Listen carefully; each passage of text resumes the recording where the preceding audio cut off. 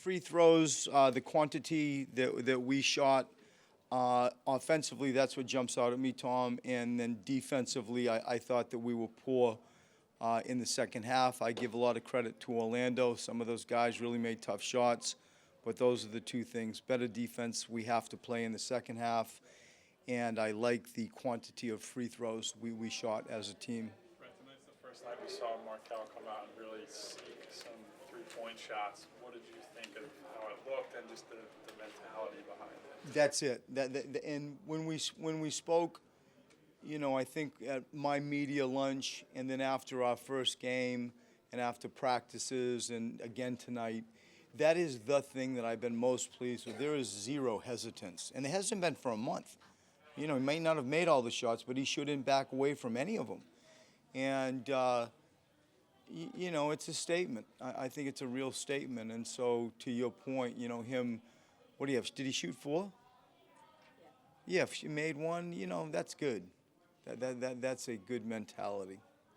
On the other hand, would you like, because it's a preseason, to see Ben maybe? Not really. I mean, I don't care. It's not like I want it or I don't. If it's available, then he should shoot it. And I think that you know, Markel's shots were there, so he shot them. And there really probably wouldn't be any that I said Ben, you know, turned down. So I answer it that way. You know, it doesn't worry me. If it's there, I would like in preseason for him to shoot it, but I don't think he avoided it. With those two out there together, the one that Markel made seems like the prototypical way he's going to get it on a drive and kick by Ben. I think so, but I also can see it on a swing when they double team Joel. That's, for me, it's about corners as much as anything. You know, whether it's drive and dish, to your point, from Ben, or Joel's at a post and, you know, they double him and we got to flip it out and then find him over in that other weak side part of the floor, the corner. You know, the corner threes, we get, you know, where they rank in relation to percentage shots. It's a high percentage shot. And so I hope to grow his evolution from three-point land from that area especially. Coach, what have you seen from the Markel, Ben, and Joel trio on the floor so far? I think they look like they enjoy, like they're playing with each other. And, you know, what I see, and you might not, is when I bring Markel in a game like tonight and say, Ben, you know, slide over to the 4. It's fine. It's not like, you know, there's any resistance with that toggle. And there's an embracement that they have to get stuff done together as teammates. And concessions at times, even if you want to call that, concessions at times need to be made.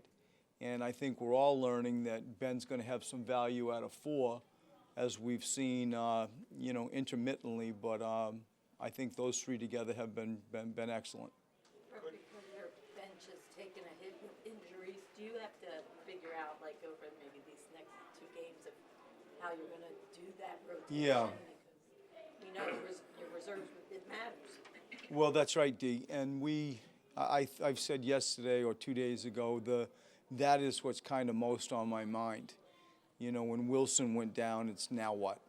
And Jared was amongst that possible, you know, now what group. And so, you know, you would have seen tonight that I went with Landry, and he was in that mix, that legitimate rotation. And then Furkan came in, you know, a little bit after that, and we looked at him. That assessment will continue. I think that TJ also needs to be in that consideration. It's just I know what TJ is.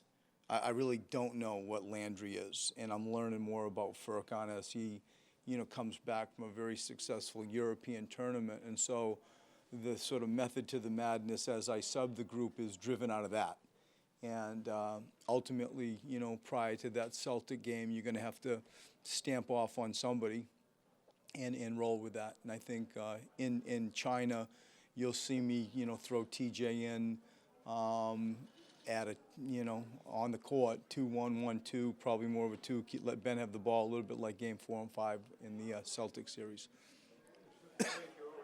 I'm sorry? Sorry if you already answered this question, but how do you manage expectations and how do you use the excitement surrounding your team this year? You know, the expectations are kind of driven by me. You know, I came out and said what I said in relation to our team goal. I'm not going to, you know, hide from that. I own it. And so, you know, we work daily to try to go play in a championship, you know, try to find a way to win a championship. And that's, you know, that's the only reason, as I said, I'm kind of here and my messaging to our group, and we don't avoid any of it. I get the responsibility owning that comment, but we're not hiding from any expectation, and we're using it as motivation. We saw Ben get a couple of looks off of high-low action. What's the next step in his evolution as an off-ball threat? I think that I don't know if you heard when Tom asked me at the start, like what most stood out.